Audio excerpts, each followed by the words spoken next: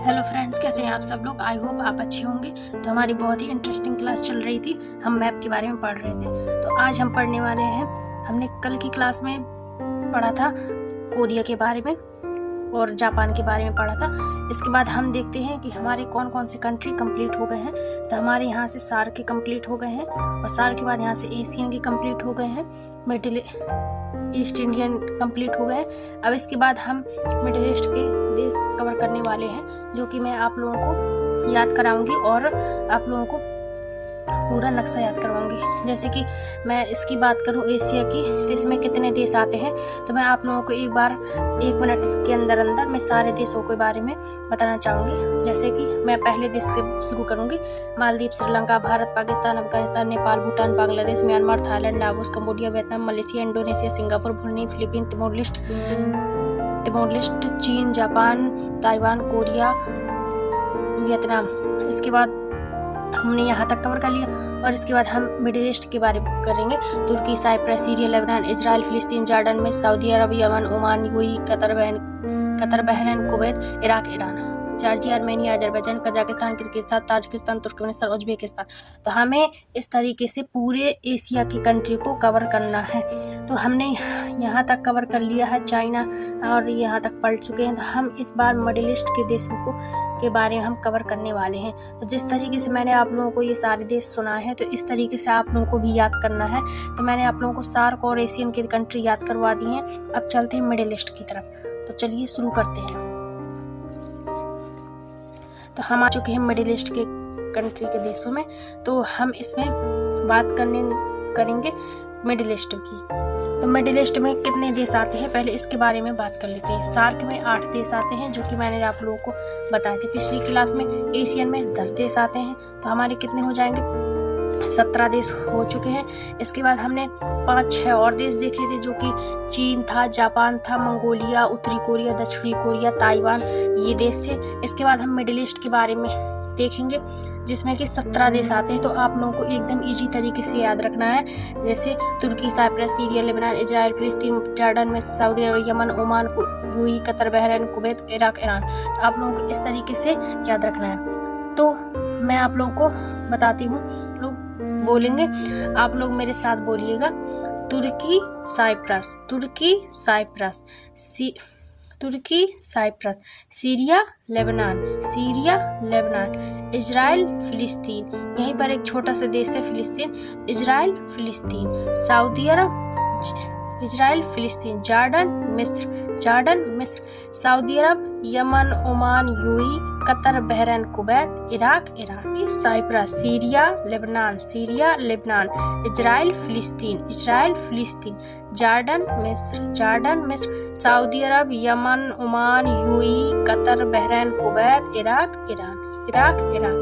फिर यहाँ से आप लोगों को, पहले आप लोगों को इतना याद रखना है, फिर मैं यहाँ से आप लोगों को बताऊंगी, जो कि कैस्पियन सागर है यहाँ पर। तो कैस्पियन सागर में 3 देश आते हैं, जॉर्जिया, आर्मेनिया, अजरबैजान, और फिर 5 देश आते हैं जो कि रूस से अलग हुए थे, तो वो भी एशिया में है, तो उन्हें भी हम पढ़ेंगे। तो पहले हम इनके बारे में याद करेंगे। तो आप, आई होप आप लोगों को याद हुए होंगे।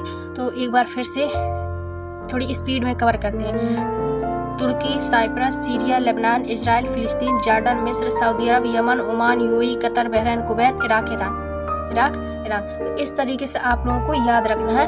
यदि आप 2-4 बार वीडियो को देखेंगे और अपने तरीके से याद करने की कोशिश करेंगे, तो जरूर आप लोगों को याद होगा और बहुत ही बढ़िया तरीके से याद होगा।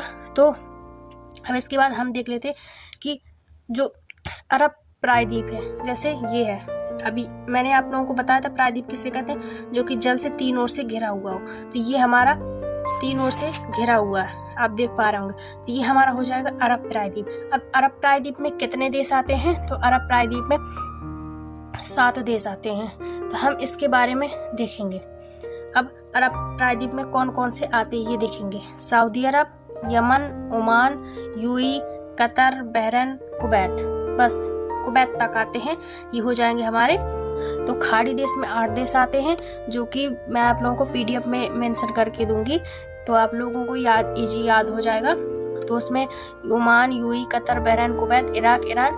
तो आप लोग सऊदी अरब को लास्ट में रख सकते हैं, क्योंकि यहाँ से आप लोगों को बनेंगे। यहाँ से Oman, UAE, Qatar, Bahrain, Kuwait, Iraq, Iran, last में सऊदी अरब रख दीजिए। अगर सऊदी अरब पहले लेंगे तो फिर यमन बीच में अड़ेगा, तो इस वजह से हम ओमान को यहाँ से लेंगे। Oman, UAE, Qatar, Bahrain, Kuwait, Iraq, Iran, Saudi Arab. और उसमें प्रायद्वीप में आप लोगों को याद रखना है कि यहाँ से हमारा इतना एरिया है, तो प्रायद्वीप में यहीं तक आएगा। तो Saudi Arab, Yemen, Oman, UAE, Qatar, Bahrain, Kuwait, Iraq, बस कुवैत तक आता है, कुवैत। तो हम इसके बारे में पहला देश हम पढ़ेंगे तुर्की के बारे में। तो तुर्की के बारे में हम देख लेते हैं। तो ये है तुर्की।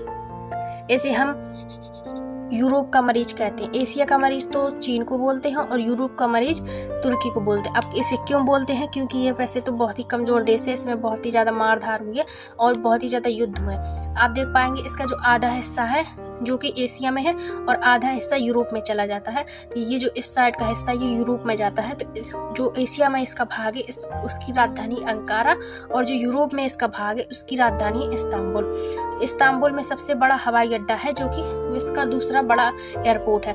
अब इस तुर्की की राजधानी हो जाएगी अंकारा। इसके बाद एक इसका फेमस शहर है इजिमर। आप देख पा रहे हो इजिमर, ये अफीम की खेती के लिए प्रसिद्ध है। तो आप लोगों को याद रखना है कि ये अफीम की खेती के लिए इजिमर प्रसिद्ध है। और यहाँ पर एक जो आप यूरोप के नक्शा में एक तुर्की का ही थरेस आता है, उसे यूरोप में थरेस कहते हैं। तो थरेस में एक अंतोलिया का पठार मिलेगा आप लोगों को, जो कि इस वाले मैप में नहीं मिलेगा क्योंकि ये यूरोप में चला जाता है। अब आप लोगों को देखेंगे यहाँ पर एक जल संधि मिलती है जिसे हम वास्फोरस जल संधि कहते हैं। ये वास्फोरस जल से अब इस साइड यूरोप है और इस साइड एशिया, तो इसलिए हम इसे यूरोप का मरीज तो है ही है, लेकिन इस साइड इसलिए हम इसे एशिया का प्रवेश द्वार कहते हैं, क्योंकि यहाँ पर वास्फोरस जल संधि जिसके माध्यम से एशिया में प्रवेश किया जा सकता है। इसे हम क्या कहेंगे? एशिया का प्रवेश द्वार कहेंगे। तो इन दोनों में काला सागर और मरमरा सागर इन दोनों को जोड़ती है। तो किन दोनों को जोड़ती है? कौन सी जल संधि? वास्फोरस जल संधि काला सागर और मरमरा सागर को जोड़ती है, जो कि आप लोगों को याद रखना है। यह एक मुस्लिम कंट्री है और यह एशिया, अफ्रीका तथा यूरोप में तीनों में आता है। इसके बाद हमने ये बात कर ली। इसके बाद हम इसके फिजिकल मैप में देखेंगे। इसका 98% भाग एशिया में है, जो कि मैंने आप लोगों को बताया ये इतना भाग, और 2% भाग यूरोप में चला जाता है, जिसे हम वहाँ पर थरेस के नाम से जानते हैं। अब हमने वास्फोरस जल संधि बात, इसमें थोड़ा पहाड़ों के बारे में देखते हैं। तो आप देख पा रहे होंगे मैप का कलर बहुत ही ज़्यादा गहरा है। इसका मतलब ये है कि यहाँ पर बहुत ही ज़्यादा ऊंचे ऊंचे पहाड़ हैं, क्योंकि अगर ऊंचे जो कलर ये है डार्क कलर हो जाता है, अगर ये मैप में डार्क कलर है इसका मतलब होता है कि पहाड़ बहुत ही ज़्यादा ऊंचाई के होते हैं। यदि इस तरीके का फीका कलर है इसमें ऐसा होता है कि इसका ये मानना होता है कि ऊंचाई कम है इस पहाड़ में। तो यहाँ पर बहुत ही गहरा, तो ये हमारा हो गई तुर्की, इसकी राजधानी हो गई अंकारा। ये है वास्फोरस जल संधि जो कि मरमरा सागर काला सागर को जोड़ती है।